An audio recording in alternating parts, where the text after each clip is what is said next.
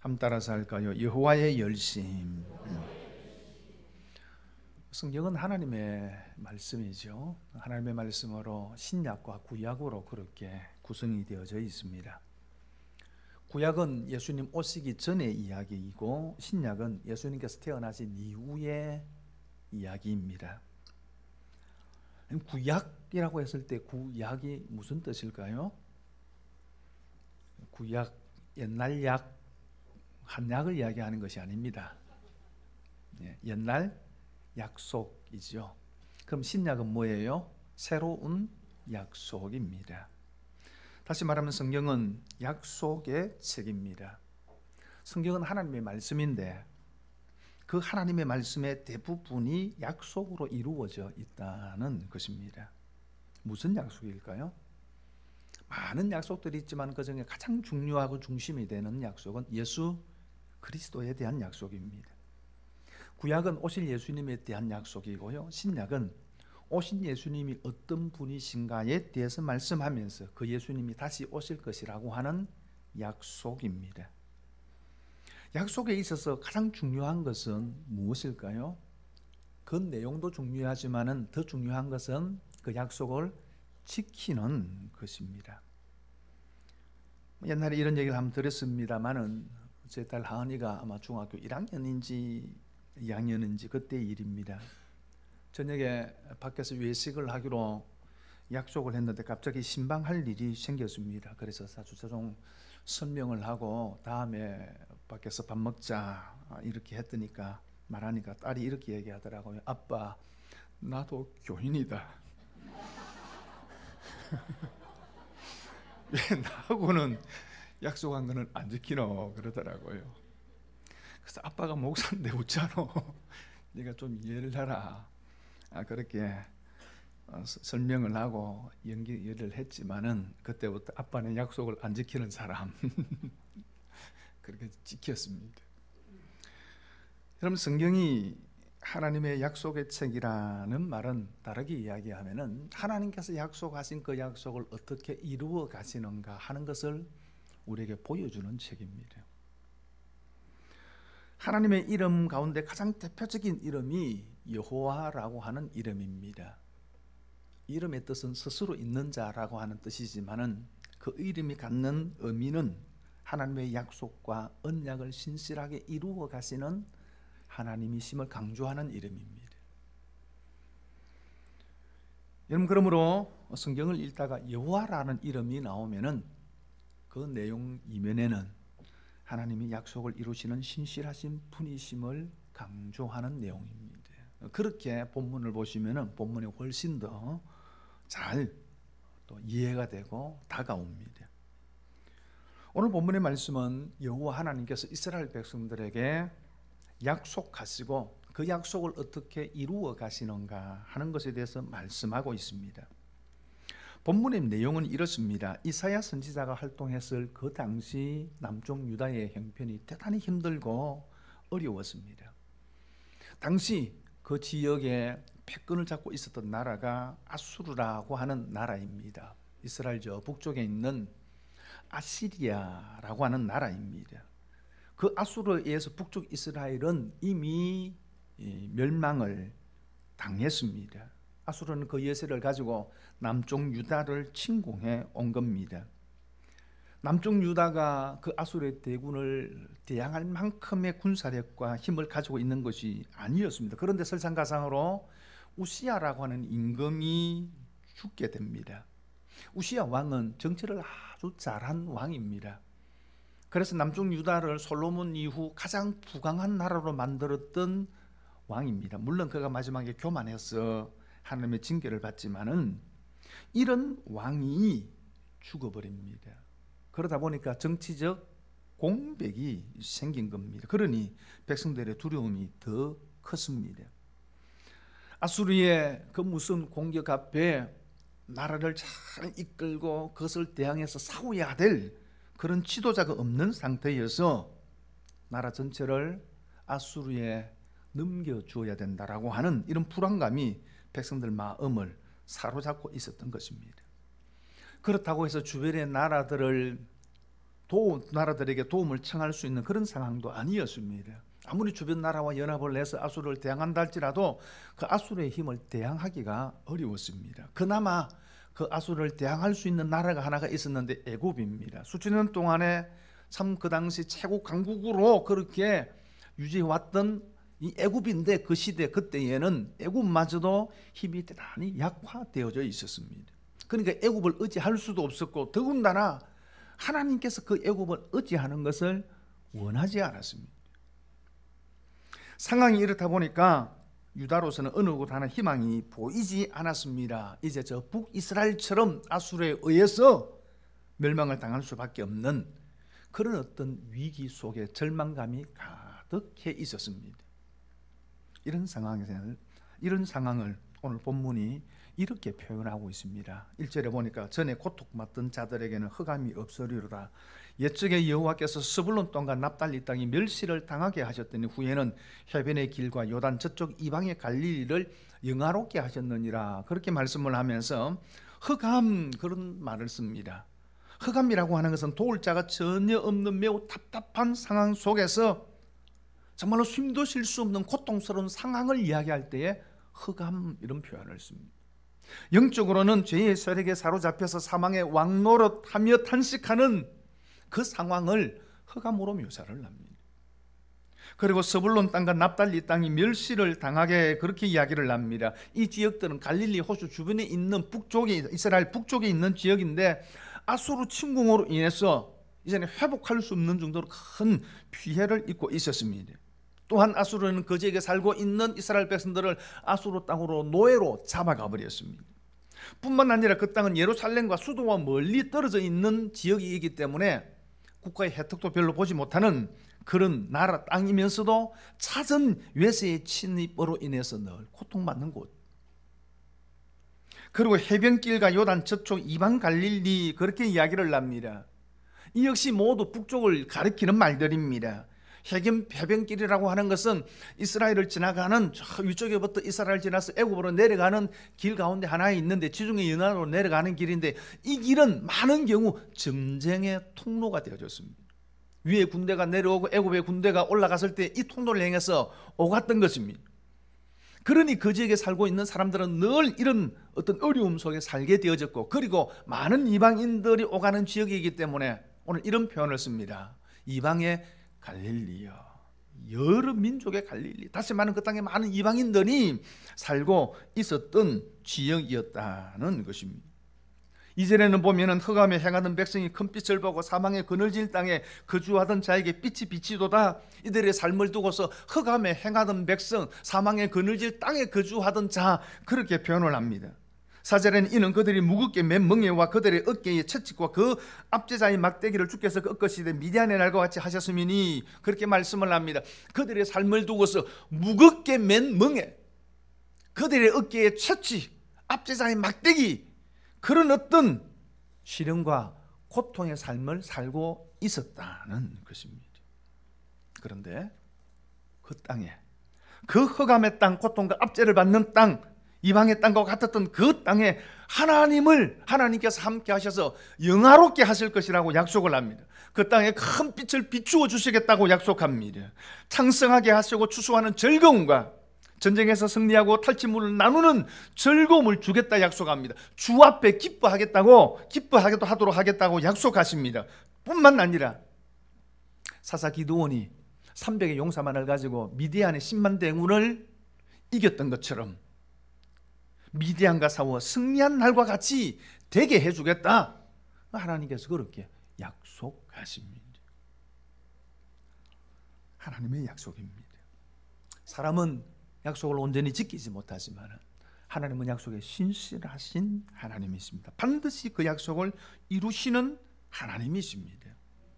오늘 말씀은 하나님께서 그 약속을 어떻게 이루어 가시는가에 대해서 말씀을 하고 있는데요, 첫 번째 남 따라서 할 거예요. 한 아기를 통해서 이루신다.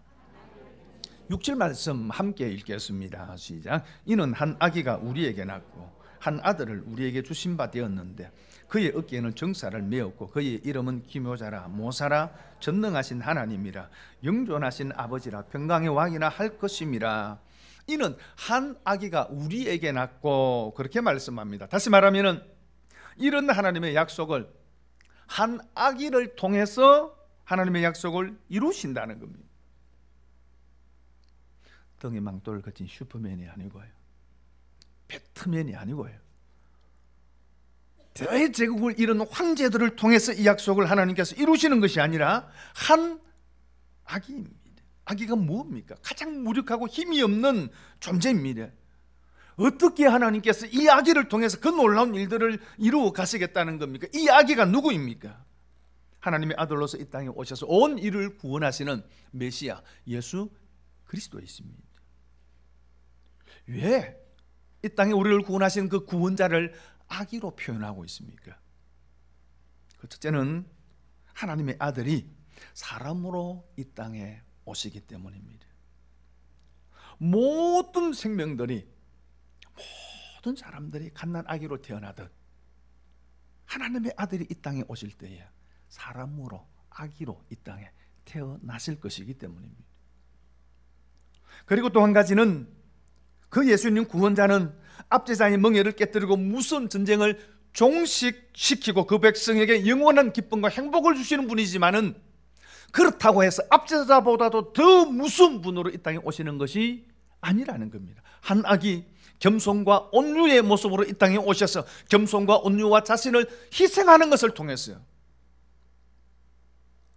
이 세상의 악을 멸하시고 그 백성들에게, 자기 백성에게 기쁨과 평강을 주신다는 것입니다. 그러면서 오늘 말씀에는 이 아기가 어떤 분인지에 대해서 네 가지로 말씀을 하고 있습니다. 첫째는 이렇게 말씀합니다. 그의 이름은 기묘자라 모사라, 그렇게 말합니다. 사실 이 두 가지는 붙어 있는 말입니다. 기묘자, 영어로는 원더풀, 그렇게 번역을 합니다. 여러분 어떤 일을 볼 때 여러분이 원더풀하다 그럽니까? 놀라운 일, 어떤 기쁜 일을 볼 때 그렇죠. 다시 말하면 하나님께서 일하시는 방법이 우리를 놀라게 하는, 우리의 이성과 우리의 방법을 초월하시는 방법으로 하나님께서 일하신다는 것입니다. 그런데 그분이 누구라고요? 모사꾼, 그러면 어떤 느낌이 있습니까? 장깨를 잘 부리는 사람을 의미하죠. 그런데 오늘 이 말은 그런 의미가 아니고 여러 가지 얽히고 설킨 삶의 문제를 해결해 주는 지혜자, 그래서 상담가, 변호사, 곁에서 말하다라고 하는 뜻을 가지고 있는 말입니다. 요한복음 시상에 보면은 성령 하나님을 두고서 또 다른 보혜사, 그렇게 부르고 있죠. 보혜사라는 말을 한문으로 그대로 풀이하면은 보호하고 은혜를 베푸는 분이라는 말인데, 사실은 성경의 말은 바로 번역한 건 아니에요. 곁에서 돕는 자라는 뜻이에요. 성령 하나님은 또 다른 곁에서 돕는 분이라 그 말입니다. 그러면은 성령 하나님의 원 보혜사가 계시다 그 말입니다. 그분이 누구라고요? 예수 그리스도이시라는 것입니다. 우리의 인생, 우리가 어려운 일을 당하고 우리가 힘든 일을 당할 때에 우리의 곁에서, 가장 가까이 곁에서 돕는 분이시다라는 겁니다. 그리고 또한 전능한 하나님이십니다. 여기 전능한이라는 말은 단순히 힘과 능력이 뛰어나는 분만을 의미하는 것이 아니고 어떤 일을 시작할 때 반드시 그 일의 끝을 맺으시는 분이라는 뜻을 가지고 있습니다. 여러분, 사람은 무언가를 약속하고 어떤 일을 계획하지만은 힘도 없고 우리 마음도 잘 변하고 그래서 지키지를 못하죠. 올 한 해 동안도 새해를 시작할 때 얼마나 결심하셨습니까? 내 반드시 이 일을 이루리라. 하지만 지금 어떻습니까? 많은 것들이 용두사미가 되잖아요. 그죠? 용두사미가. 그러나 이 전능하신 하나님은 그렇지 않다는 겁니다. 아브라함이 하나님께서 아들을 주시겠다라고 하시는 이 하나님의 약속을 믿지 못하고 여종 하갈을 통해서 이스마엘을 낳습니다. 그 일로 말미암아서 하나님께서 13년 동안 아브라함에게 침묵하십니다. 그리고 그의 나이 99세에 다시 아브라함에게 찾아오셔서 처음 하시는 말씀, 이 말입니다. 나는 전능한 하나님이다. 무슨 말입니까? 그럼에도 불구하고, 너의 불순종과 너의 니약에도 불구하고 반드시 약속을 이루신다는 겁니다. 내가 너에게 약속한 아들을 주겠다는 거예요. 근데 예수 그리스도 역시 전능한 하나님이시라는 것입니다. 그리고 영존하시는 아버지, 영원하신 아버지라는 것입니다. 여러분, 성경은 예수님을 향해서 늘 표현할 때 뭡니까? 하나님의 아들로 표현하고 있습니다. 그런데 그 예수님을 아버지라고 표현하고 있습니다. 여러분, 히브리어로 아버지라는 말이 아브라는 말인데, 이 말은 아버지라는 뜻도 있지만 창조자라고 하는 뜻도 있습니다. 그래서 욥기 보면 하나님께서 욥에게 이런 질문합니다. 비에게 아비가 있느냐? 가수 비에게 아비가 있느냐, 그 말이 아니고요. 내리는 비에게 아비가 있느냐? 있을 방울을 누가 낳았느냐라고 질문합니다. 무슨 얘기입니까? 누가 만들었느냐, 그 말이에요. 이 아버지 말에는 창조주의 개념이 있다는 거죠. 이 세상은 하나님이 만드셨습니다. 성부 하나님과 성자 하나님과 성령 하나님, 삼위 하나님이 함께 만드신 세상이에요. 여러분, 그러면 예수 그리스도는 창조의 하나님이십니다. 그리고 마지막으로 평강의 왕이라고 말씀하고 있습니다. 평강, 살롬이죠. 전쟁이 없는 상태를 이야기를 하지만은 이 말의 기본적인 의미는 끊어진 양자의 꼭지점을 직선으로 잇는다라고 하는 뜻을 가지고 있습니다. 그러므로 여러분, 살롬의 핵심 가치가 뭐냐 그러면 관계 회복입니다. 여러분, 인류의 비극이 어디에서부터 시작되었습니다? 그것은 하나님과의 분리에서 시작이 되어졌습니다. 아담과 하와가 범죄하고 그 죄로 말미암아서 하나님과 분리됩니다. 에덴 동산에 쫓겨나서 하나님과는 더 이상 건들 수 없는 강이 생겨버린 것입니다. 그로 인하여서 사람과의 관계가 분리가 찾아오고 이 세상 가운데 온갖 지약과 고통과 시기와 질투, 분쟁과 끊이지 않는 세상이 되어져 버린 겁니다. 여러분, 그러므로 인간의 본질적인 문제는 하나님과의 분리입니다. 그 참된 평강은 다른 것에 있지 않습니다. 이 하나님과의 회복에 있습니다. 예수님 당시 팍스 로마나라고 하는 말이 있었습니다. 로마에 의한 평화입니다. 이 로마에 의한 평화는 뭡니까? 힘이 지지 않은 힘의 평화입니다. 그런데 그 평화는 일시적인 겁니다. 그 평화는 영원할 수 없고 허구입니다. 왜요? 힘의 균형은 반드시 깨어지기 마련이기 때문입니다. 여러분, 그러므로 예수 그리스도께서 이 땅에 오셨어. 십자가에 죽으시고 하나님과 우리 사이에 놓인 그 두터운 죄의 담을 허무신 것을 통해서 하나님과의 관계의 회복을 이루어 주시고 그를 통해서 주시는 평화만이, 평강만이 참된 평화이라는 것입니다. 그것을 위해서 하나님의 아들이 한 인간으로 이 땅에 오신다는 것입니다. 하나님께서 이사야 선지자를 통해서 예수님께서 이 땅에 오시기 전 700년 전에 메시아의 오심을 약속해 주셨습니다. 그리고 그 예수 그리스도를 통해서 회복과 구원을 약속해 주셨습니다. 그리고 2000년 전 그 약속이 이루어집니다. 하나님의 아들이 아기로 이 땅에 오십니다. 그날이 성탄절이죠. 크리스마스이죠. 여러분, 그러므로 성탄절은 하나님의 약속이 이루어진 날입니다. 그리고 두 번째로는 하나 따라서 할까요? 하나님의 열심히 약속을 이룬다. 7절 말씀 같이 읽겠습니다. 시작. 그 정사와 평강의 더함이 무궁하며 또 다윗의 왕자와 그의 나라에 군림하여 그 나라를 굳게 세우고 지금 이후로 영원히 정의와 공의로 그것을 보존하실 것이라. 만군의 여호와의 열심히 이를 이루시리라. 이 약속이 어떻게 이루어지느냐라는 것입니다. 하나님의 아들이 이 땅 가운데 오셔서 이 땅 가운데 하나님의 나라를 이루시고 온 세상을 통치하고 다스리는 분으로 오실 것인데, 오늘 성경이 이렇게 이야기합니다. 여호와의 열심히 이를 이루시리라. 인간의 열심이 아니라 그 말입니다. 인간의 믿음이 아니라는 것입니다. 인간의 순종을 통해서 이루어지는 것이 아니라는 것입니다. 하나님의 열심입니다. 열심이라고 하는 이 말에는 또 다르게는 질투라는 의미가 있습니다. 우리가 질투가 그러면 좀 부정적으로 생각하죠. 그러나 그 질투라는 말에 긍정적인 의미가 있는데, 그것은 한 대상을 향한 독점적 사랑을 표현하는 말입니다. 그 대상을 향한 사랑, 다른 그 어떤 것에도 눈을 두지 않는 그 한 대상을 향한 사랑을 이야기할 때에 열심, 질투 이 말을 사용합니다.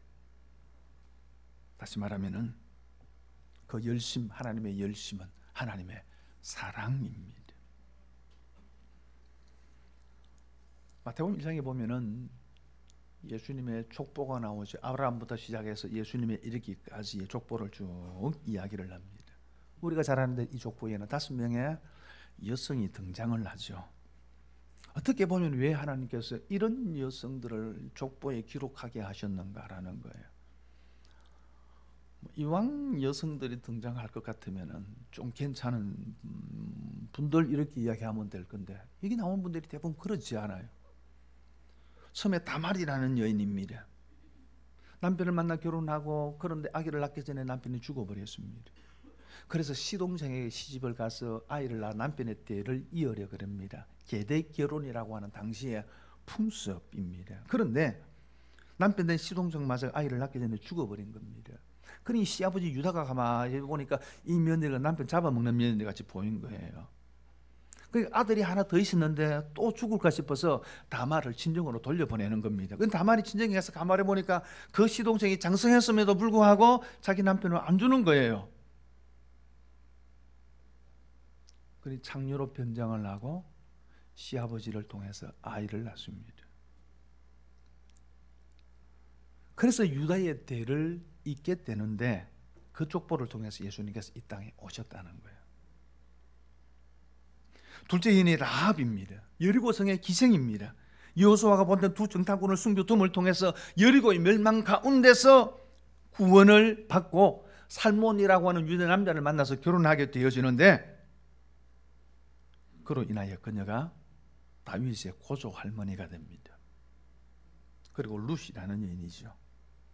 나오미라는 여인이 남편과 두 아들과 함께 흉년을 피해서 모압이라는 나라로 이민을 갑니다. 거기서 두 아들이 결혼을 합니다. 모압 여인을 며느리로 맞이한 거예요. 그런데 남편도 죽고 두 아들마저 다 죽어버리고 홀로 된 여인 3명만 남게 되었습니다. 다시금 고향으로 돌아오는데 첫째 며느리 오르바는 집으로 친정으로 가고 둘째 며느리 룻이 어머니의 하나님이 나의 하나님이 될 것입니다 라고 고백하며 어머니를 따라서 베들레헴에 옵니다. 먹을 것이 없어서 이삭을 주어 끼니를 연명하기 위해서 이삭을 줍다가 보아스라고 하는 남자를 만나게 되죠. 결혼하죠. 그래서 아들을 오벳이라고 하는 아들을 낳습니다. 그 오벳이 다윗의 할아버지입니다. 그리고 네 번째 등장하는 여인이 우리아의 아내입니다. 성경은 이렇게 말합니다. 우리아의 아내. 이름은 바세바였죠. 우리아하고 하는 충직한 다윗의 신하 장수가 있었습니다. 그런데 이 우리아가 전쟁에 나가 있는 그 틈에 다윗이 그의 아내 바세바를 취하여 임신하게 하는 거예요. 성경이 좀 이상한 얘기 많이 해요. 그죠? 그런데 이 다윗이 자신의 불륜을 덮기 위해서 요압 장군에게 편지를 하나 쓰는데 뭐라고 쓰느냐 그러면 그 우리아가 전쟁에서 죽게 하라는 겁니다. 다시 말하면 우리아와 함께 전쟁에 나가가지고 군사를 한꺼번에 싹 다 빼버리고 우리아를 하여금 적진 속에 포위되게 해서 적의 손에 의해서 죽게 만들라는 겁니다. 법률적으로 그런 죄를 차도살인 그렇게 이야기합니다.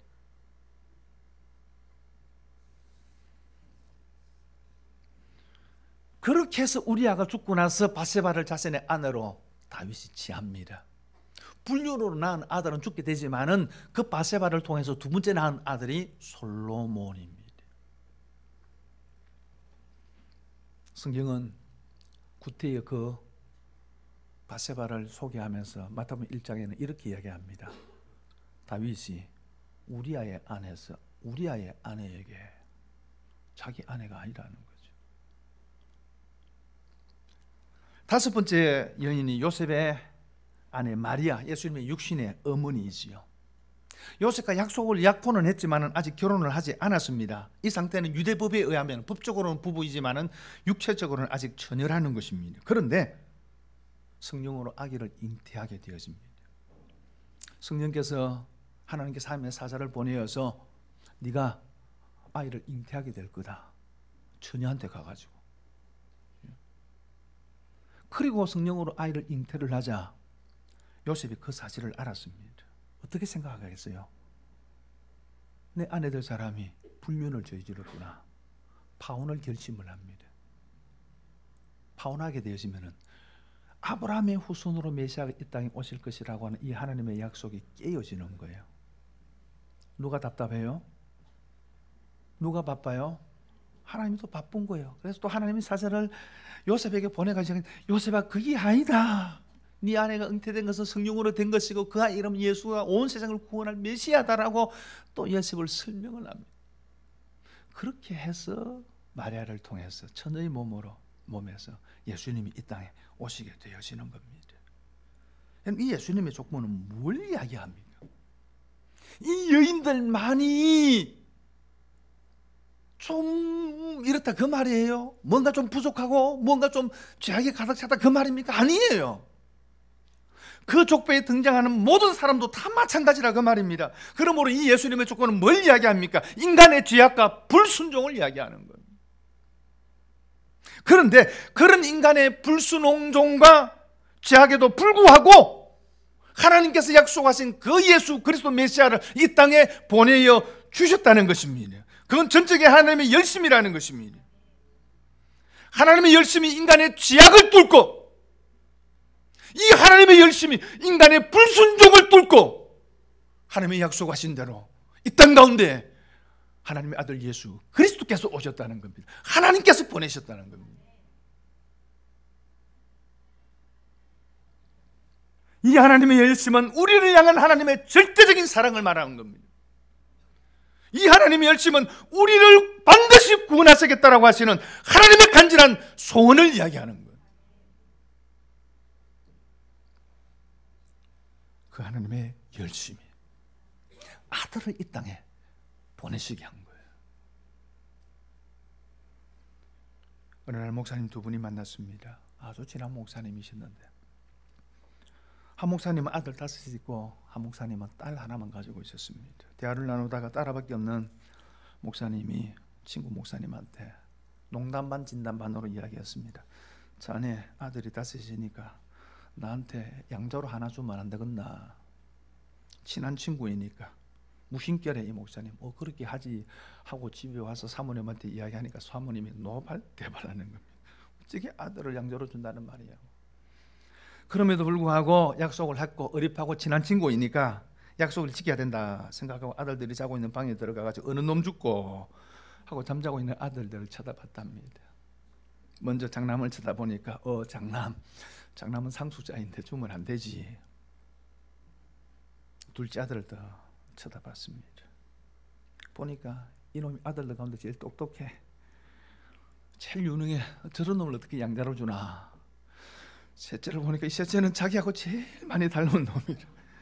내하고 제일 잘 맞는 놈을 어떻게 양자로 주나 하고 넷째를 또 쳐다보니까 제일 병약하고 늘 병치레하는 아이들이에요.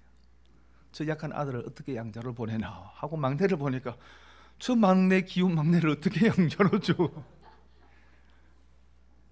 여러분 아들 여린들 다른 사람에게 양자로 주고 싶겠습니까?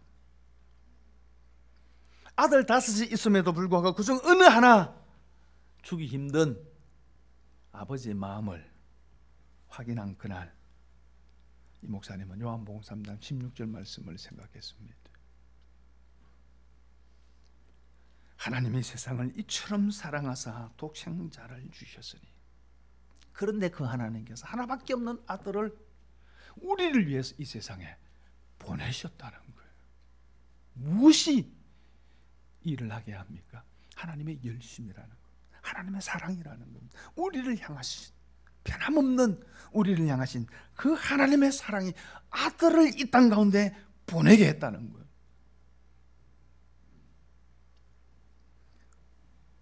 2017년 성탄절이 다가옵니다. 우리를 향하신 이 하나님의 열심, 하나님의 사랑을 기억하는 절기가 되었으면 좋겠습니다. 그리고 이 사랑을 회복하는 절기가 되었으면 좋겠습니다. 세상은 이제는 더 이상 성탄절에 대한 관심이 없습니다. 하지만 우리는 기억하고 기뻐하고 그 사랑을 다시 한번 되새기는 귀한 성탄의 절기가 될 수 있기를 바랍니다.